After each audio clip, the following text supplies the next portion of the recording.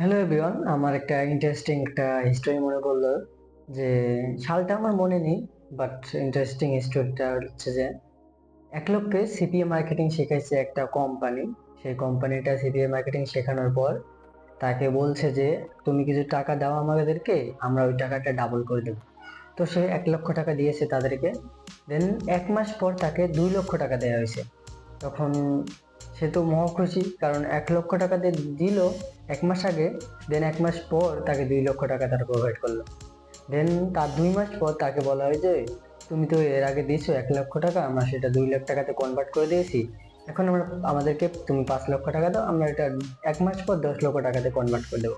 সে চিন্তা করছে যে আসলে তো কতবার আমাকে দেওয়া হলো, যে 1 লক্ষ টাকা আমি দিছিলাম, দেন আমাকে তারা 2 লক্ষ টাকা 1 মাস পর রিটার্ন দিছে।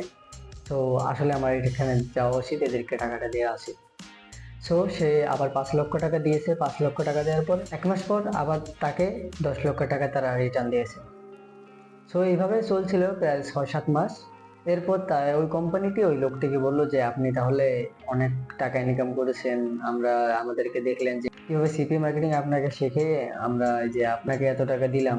তো লোকটি তো বিশ্বাস করে ফেলছে যে আসলে এখানে টাকা পাওয়া যায়।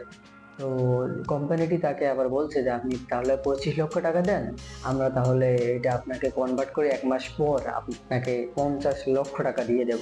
তখন লোকটি ভাবছে যে আসলে তো আগে তো দিছে তারা, এখন আমি 25 লক্ষ টাকা দিলে 1 মাস পর তারা আমাকে 50 লক্ষ টাকা দিবে। এটা শিওর, সে 100% শিওর হয়। সে জমি জমা যা ছিল, বাড়িঘর সব বন্ধক রেখা ওই কোম্পানিটিকে 25 লক্ষ টাকা সে দিয়েছে, যে 1 মাস পর তাকে যেন 50 লক্ষ টাকা দেয়, কোনো প্রকার ডকুমেন্ট ছাড়াই। দেন 1 মাস পর সে গিয়ে দেখে যে কোম্পানিটি তালাবদ্ধ অবস্থায় আছে। কোম্পানিটির লোকজন যা ছিল সব সব মেম্বার সবাই পলাইছে। সো এটা হলো বিভিন্ন স্ক্যামিং সাইটের এটা সিস্টেম।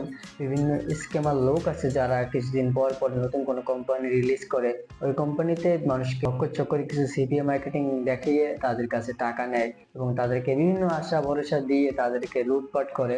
সো এগুলো থেকে বিরত থাকবেন। আসলে বাংলাদেশের মানুষের পক্ষে এগুলো থেকে বিরত থাকা অসম্ভব, কারণ যারা এইসব কাজগুলো করে তারা কিন্তু প্রচুর পরিমাণে লোভ দেখায়। লোভ দেখিয়ে মানুষকে কনভিন্স এমন ভাবে করে যে মানুষ যেন ওইটা থেকে সরে যেতে না পারে, এবং তাদের কথাগুলো খুব মনোযোগ দিয়ে শোনে এবং তাদের যে গাইডলাইন্স সেই গাইডলাইন অনুযায়ী চলে। তো এগুলো থেকে অবশ্যই আপনি বিরত থাকবেন এবং অন্যকেও বিরত রাখার চেষ্টা করবেন। তো দেখা হচ্ছে নেক্সট কোনো ভিডিওতে, ততক্ষণ পর্যন্ত ভালো থাকবেন, সুস্থ থাকবেন, টাটা।